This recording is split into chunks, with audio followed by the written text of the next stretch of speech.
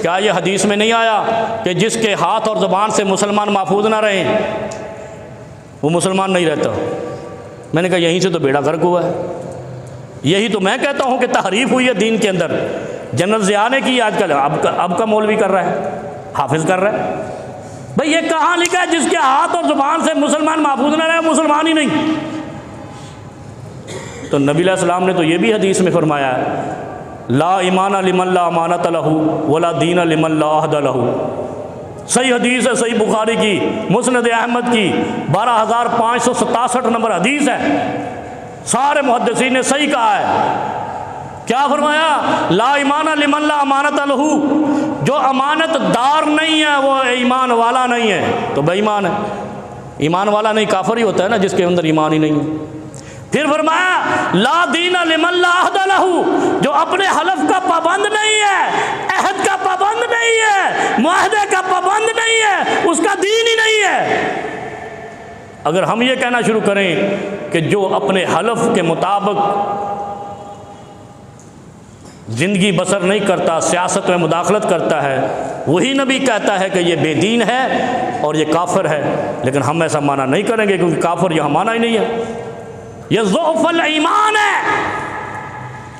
ईमान की कमज़ोरी है कि जो अपने अहद की पासदारी नहीं करता। अगर ये मुआशरे के अंदर ये जो लोग बैठे हैं ये इसी तरह अपना हलफ उठाएं, पार्टनरशिप का, पार्टनरशिप होती है ना हर जगह पे, बड़ी बड़ी सनतें लगती हैं पार्टनरशिप पे, बड़े बड़े बिजनेस होते हैं पार्टनरशिप पे। अगर इनके अंदर भी ये आदत आ गई कि मुआहदे की पासदारी कोई चीज़ ही नहीं है, जैसे वहाँ हलफ की पासदारी कहा सियासत में मुदाखलत नहीं करूँगा और फिर सियासत को खा गए, अगर ये सारा मुआशरा इसी तरफ पे आ गया तो बताओ ये कौन सा मुआशरा बनेगा? खाना जंगी वाला। हर पार्टनर कहेगा मुआहदे की कोई हैसियत ही नहीं, ये तो हमारे जनरल साहब ने ऐसे किया, हमारे तो ये इदारे ऐसे करते हैं। तो बताओ ये मुआशरा कहाँ जाएगा? और मैं बार बार ये कहता हूँ, क्योंकि मेरा काम है आगाह करना, गाली नहीं देता हूँ, कि इस मुआशरे को तुम जंगली मुआशरे की तरफ लेके जा रहे हो, ये आप चले जाओगे। रब्बे किबरिया की कसम आने वाली नस्लें और तुम्हारे जानशीन इस सजा को भुगतेंगे इस ज़मीन पर जिस तरफ इसको ले गए हो। आज तुम किसी की औरत की इज्जत और एहतराम नहीं करते हो, वो दिन आने हैं कि तुम्हारी नस्लों ने पछताना है, और यही कुरान का हुक्म है।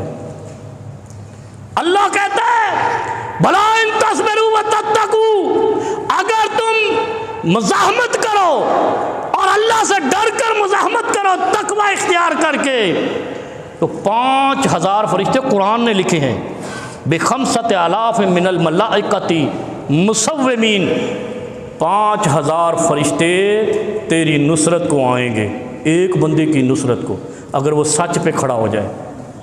और मेरा ईमान है अल्लाह भेजेगा इंशाअल्लाह। पाकिस्तान के हालात बेहतर होंगे, लेकिन ये कमबख्त कौम ये काम करे तो फिर है ना, टकराव तो करती नहीं है, तो कहती सब्र करो, बैठ जाओ, बाहर नहीं निकलना, तो बाहर नहीं निकलोगे।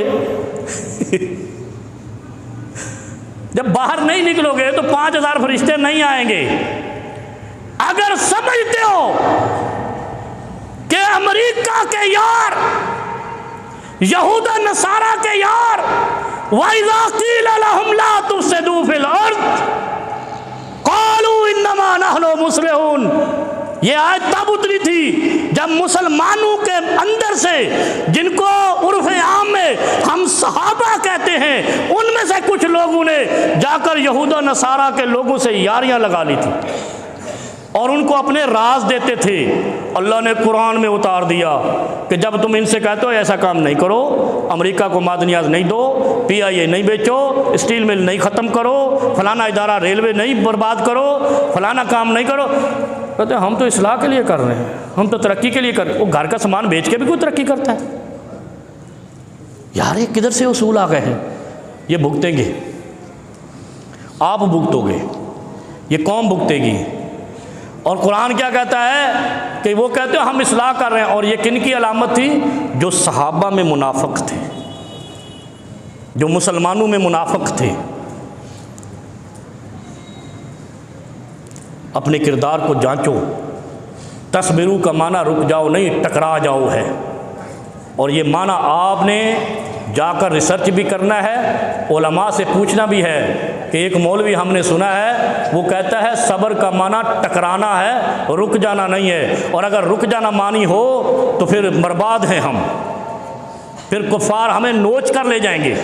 और अगर हम टकरा जाएंगे तो बाहर दायर के ओ यार, एक बदमाश मोहल्ले में पूरे इलाके को सरेंडर करा के फिर रहा होता है, और अगर तुम टकराने की नीयत कर लो, ये कई बदमाश सरेंडर करके भाग जाएं। बात सुनी कि जनाब हदीस में आया है मुसलमान अगर मुसलमान के हाथ से और ज़ुबान से दूसरा मुसलमान महफूज नहीं है तो वो मुसलमान नहीं है। तो मैंने कहा अल्लामा इकबाल ने सही कहा था, ना हक़ के लिए उठे तो शमशीर भी फितना, शमशीर ही क्या नारा तकबीर भी फितना।